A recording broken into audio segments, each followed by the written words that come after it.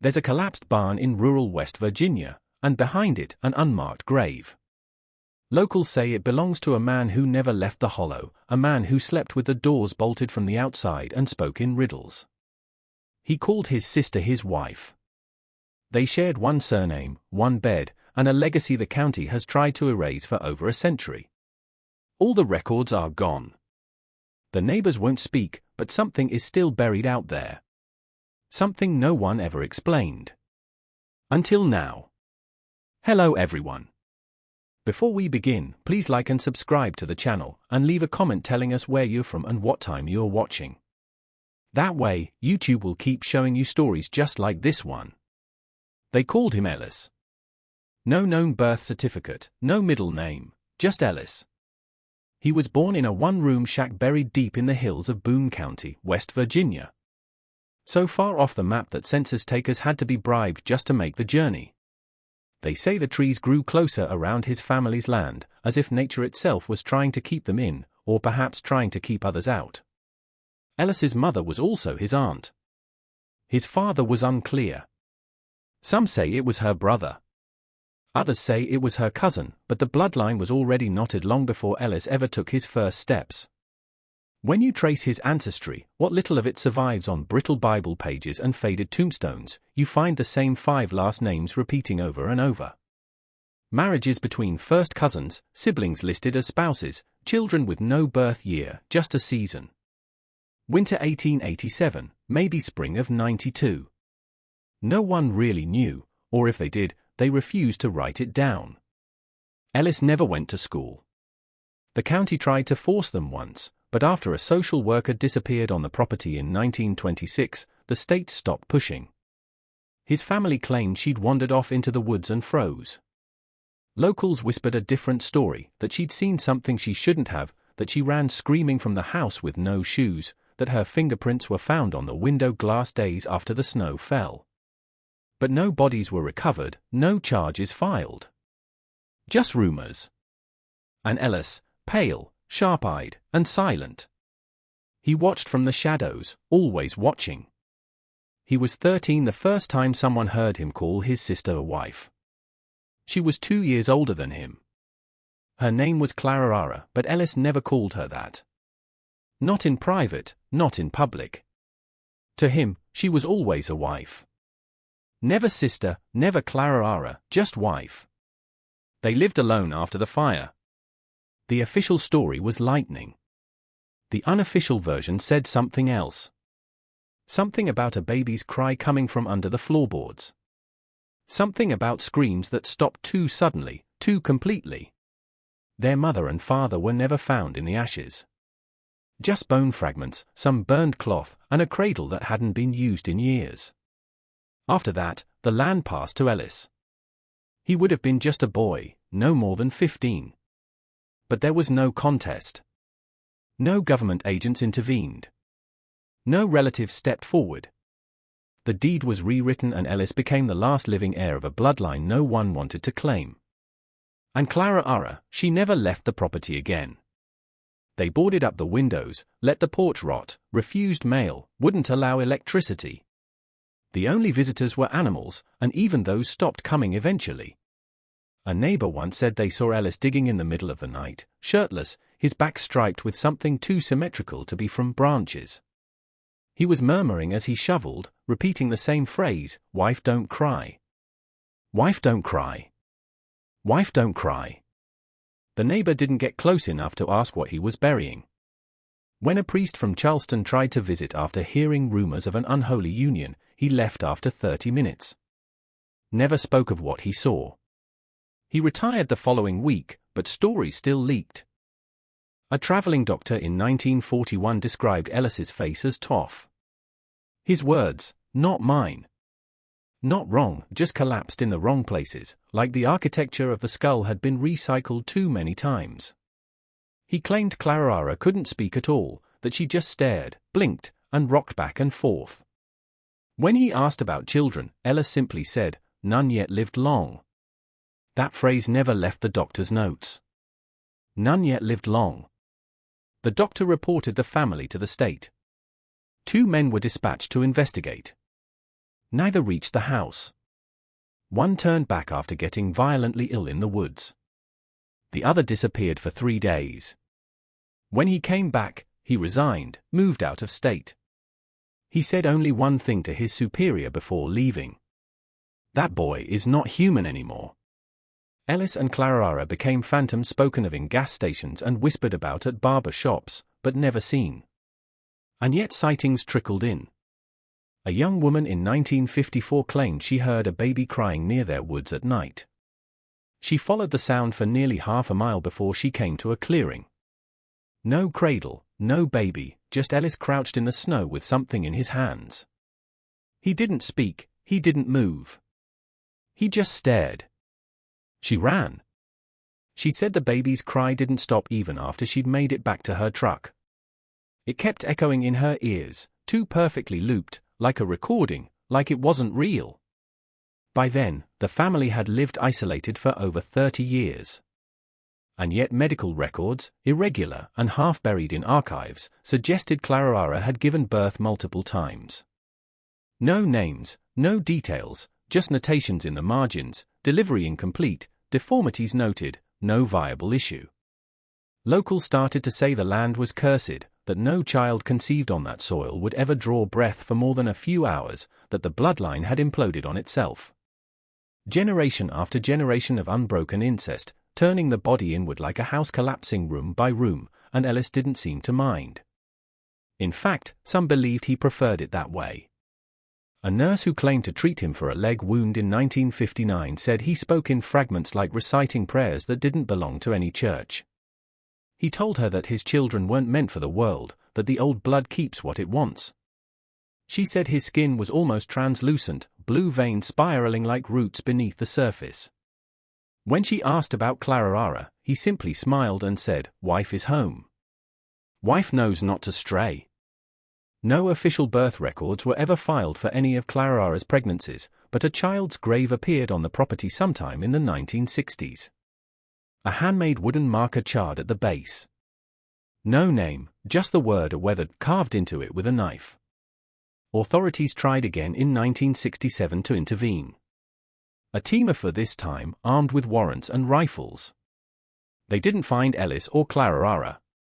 They found furniture nailed to the ceiling, children's shoes hanging from the rafters, a dozen dolls with the faces burned off, but no people, not even footprints in the dust, as if they had vanished into the walls. The state declared them dead in 1968. A quiet ruling, no investigation, no autopsies, just a filing in a dusty courthouse that no one ever followed up on. But the people who lived nearby, they didn't buy it. Hunters still claimed to hear footsteps that didn't echo right. Photographers who trespassed to snap the infamous cabin said their equipment glitched. Overexposed frames, smudges that looked like hands, shadows where no one stood. And then came the boy. He showed up in 1974 at a general store 10 miles from the Ash Hollow land. Couldn't have been more than 10 or 11. Filthy shoes on the wrong feet. He spoke in a garbled dialect no one recognized at first until a woman said it sounded like Appalachian English, but slowed down like a record on the wrong speed. He asked for cornbread and a Jesus candle. When pressed, he said his name was Ellis, not Junior, not the second, just Ellis. He said his mother was sick, that she lived in the floor now, that his wife told him to fetch light. The store owner called the sheriff. The boy didn't wait. He left the same way he came, through a field no one knew connected to anything. They searched for weeks. Bloodhounds refused to cross the hollow line. One dog died after entering. Another ran straight into a ravine. But the boy had left something behind. A drawing scrawled in charcoal on butcher paper. It showed 4 figures, 1 large, 2 small, and 1 half buried in the ground. In the top right corner, he'd written, "She's under but still sings." The handwriting was nearly identical to Ellis's signature from property records in the 1930s. No trace of the boy was ever found again. Years later, in the 1990s, a group of urban explorers found the cabin again. It was falling apart, but strangely preserved. Inside they found shelves lined with glass jars. Each one filled with teeth, some baby teeth, some adult, all labeled not with names, but with relationships. Daughter, sister, wife. They turned the footage into a documentary. It aired once, then was pulled. Legal threats, unnamed plaintiffs, even the production company that made it no longer exists. But one frame still circulates online. It shows a man in the background, thin, pale, standing completely still behind a broken window. His eyes are wide, his hands pressed flat against the glass. Someone enhanced the image, printed it, studied it, and found 6 fingers on each hand. If you're still watching, you're already braver than most. Tell us in the comments what you would have done if this was your bloodline. What happened next was never made public, but fragments still exist. Memoirs, field reports, restricted archives. One declassified memo from 2003 originating from a behavioral genetics task force mentions an anomalous Appalachian strain linked to historic cases of congenital deformity, cognitive loop patterns, and ritualized incestuous bonding. The memo references the Ellis lineage by name, and it concludes with a haunting phrase, "Viability persists in isolation." That same year, hikers near Ash Hollow found fresh prints. Human, barefoot, but not quite right.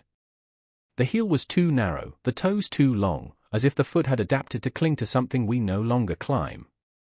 The tracks led to a rusted door in the side of a hill. They didn't go in. They couldn't. Something was humming from behind it. In 2011, a genealogist went missing after attempting to map the Ellis bloodline.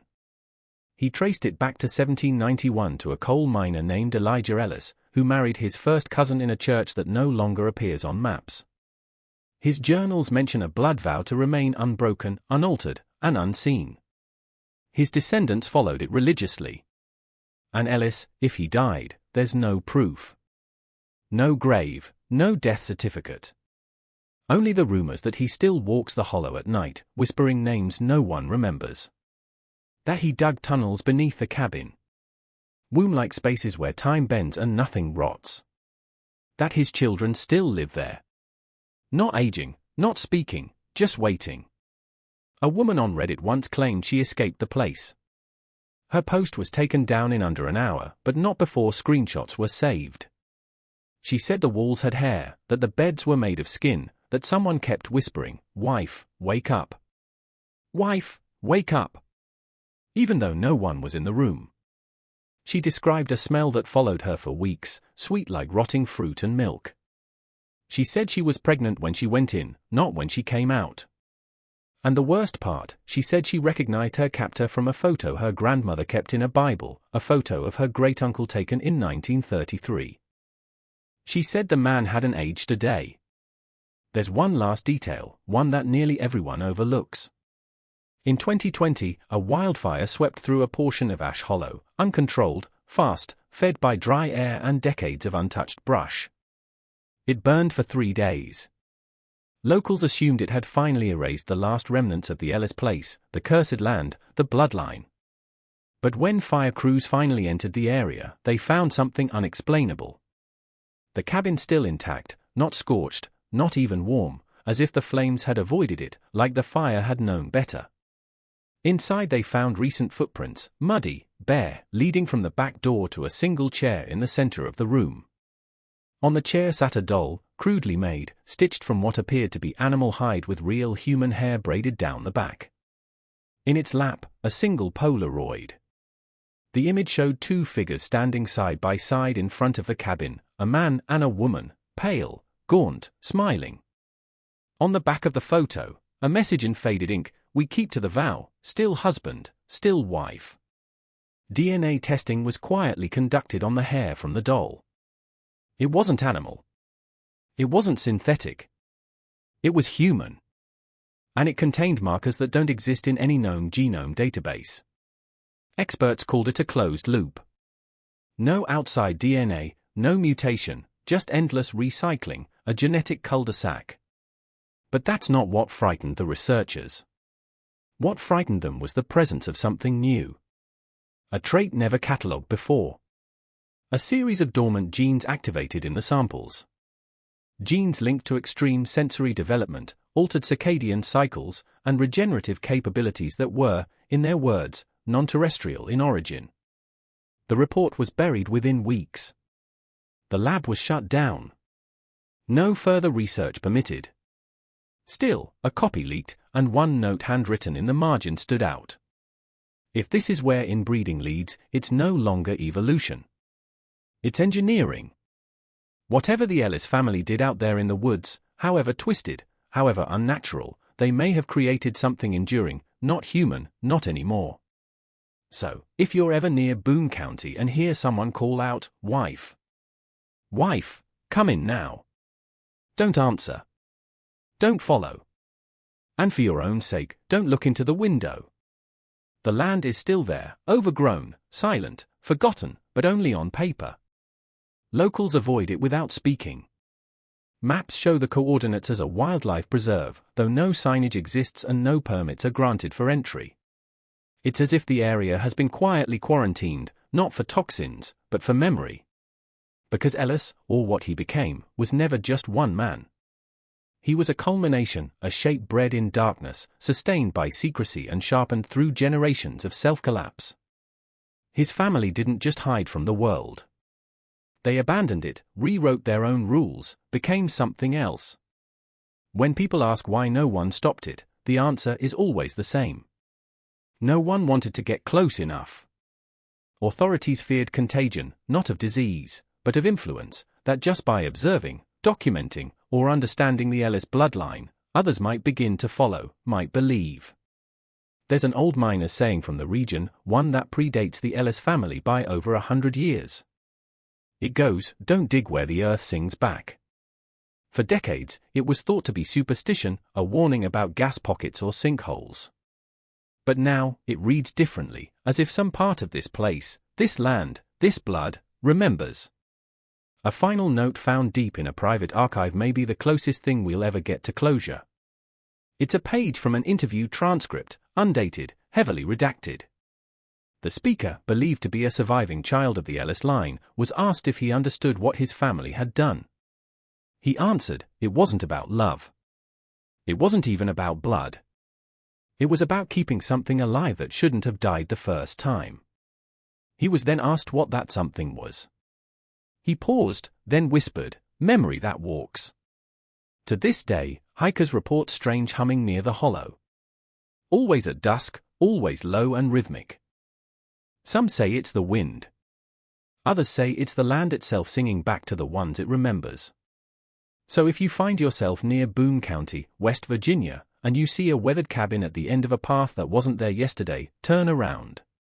Because the man who called his sister wife may still be waiting.